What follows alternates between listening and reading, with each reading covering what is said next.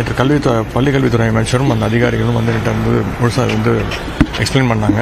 எப்படி ஒன்றிய அரசு மாற்றாந்தாய்மானம் பண்ணிடும்.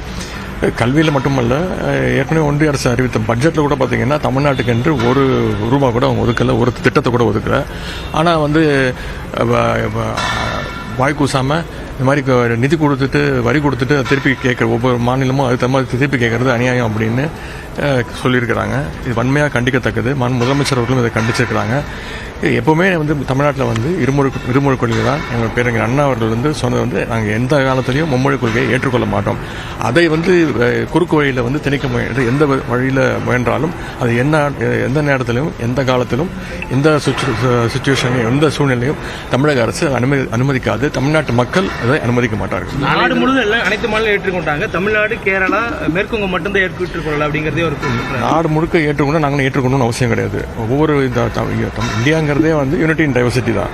பல்வேறு கலாச்சாரங்கள் ஒன்றிணைந்த ஒன்றியம் தான் இங்கே இந்தியாங்கிறது. அதனால ஒவ்வொரு மாநிலத்திற்கும் ஒரு அடையாளங்கள் இருக்கு, ஒவ்வொரு மாநிலத்திற்கும் ஒரு புரிதல் இருக்கு. அப்படி பார்த்தீங்கன்னா இந்தியாவிலே ஜிஆர் கிராஸ் என்ரோல்மெண்ட் ரேஷியோவில் இந்தியாவிலே நம்பர் 1 தமிழ்நாடு. அது இருமொழி கொள்கை தான். இருக்கிறதுலே டாப் டாக்டர்ஸ் எடுத்து பார்த்துக்கிட்டிங்கன்னா, சயின்டிஸ்ட் எடுத்து பார்த்தீங்கன்னா எல்லாருமே தமிழ்நாட்டில் அரசு பள்ளியில் தமிழில் படிச்சுட்டு போய் இன்றைக்கி உலக சாதனை படிச்சுட்டு இருக்காங்க. ஆனால் அதோட இதை கம்பேர் பண்ணாதீங்க. இதை வன்மையாக கண்டிக்கின்றோம். நிச்சயமாக மும்மொழி கொள்கையை நாங்கள் ஏற்றுக்கொள்ள மாட்டோம். தமிழ்நாட்டு மக்களும் ஏற்றுக்கொள்ள மாட்டோம்.